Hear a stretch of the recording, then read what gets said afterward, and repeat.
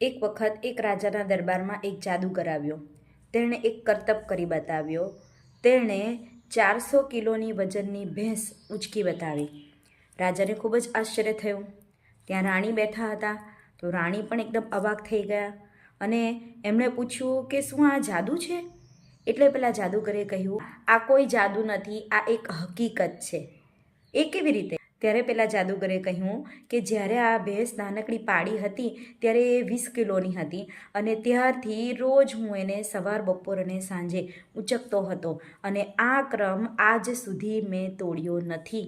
હું રોજ એને ઉંચકતો હતો અને એ સાતત્ય મેં જાળવી રાખ્યું અને એટલા માટે આજે હું એનું 400 કિલોનું વજન પણ ઉંચકવા માટે સક્ષમ છું. ખૂબ જ જાણીતા ભારતીય લેખક શિવ ખેરા કહે છે, 1000 કામ કરવાથી નિષ્ણાંત નથી બનાતું, પરંતુ એક કામ 1000 વાર કરવાથી નિષ્ણાંત ચોક્કસ બનાય છે.